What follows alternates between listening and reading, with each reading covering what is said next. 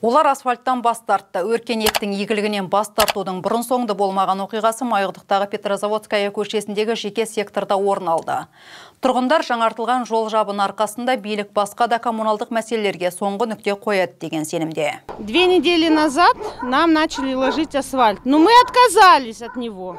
Тұрғындар мердігерге барып, оған жұмыс істеуге рұқсат бермеді. Алайда Петрозаводская көшесі ғасырлар бойы асфальт көрмеген және оларға қажет болғанына қарамастан, ел бұл жұмысқа аяқ бастырмады. Тұрғындар асфальтқа асығыс емес, себебі олар қаншама жылдар бойы орталық су мен кәріз жүйесін күтуде. Вот септик. Каждый год Міне біздің жеке кәріз жүйеміз тез толып қалады, ал су болса күз бен көктем келсе кірленіп шыға келеді. Ішуге жарамайды. Ауылдың өзінде жағдай бұдан жақсы шығар. Қалада тұрамыз деп айта алмайсың. Тұрғындар тұралап тұрған жоқ, шағымын айтып әкімдіктерді шаралап жүр. Барлығы текке кеткенде еді, алайда көрші көшеге келген су жүйесі жұртты қайта үміттендірді. Водопровода не будет.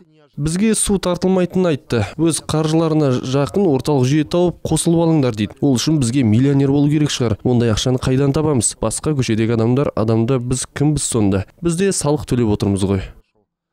Петрозаводская көшесінің ұзындығы 2,5 шақырым дейді қала шаруа қожалығы бөлімі. Соның 400 метрінде су жоқ көрінеді. Қарағанды су ақпараты бойынша аудан 70-80% су құбырымен қамтылған. Будет проведен анализ данного района. Аудан бойынша анализ жүргізіліп, сусыз қалған жерлерді анықтаймыз, кейін бюджеттік өтінім береміз.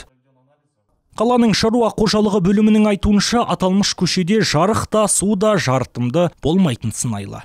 Участки, которые не сделаны, жасалмаған учаскелер келер жылға қалатын болады. Ал жарыққа бюджеттік өтінім беріледі. Ал қазірге социалды мекемелер бар учаскелерге ғана қоятын боламыз.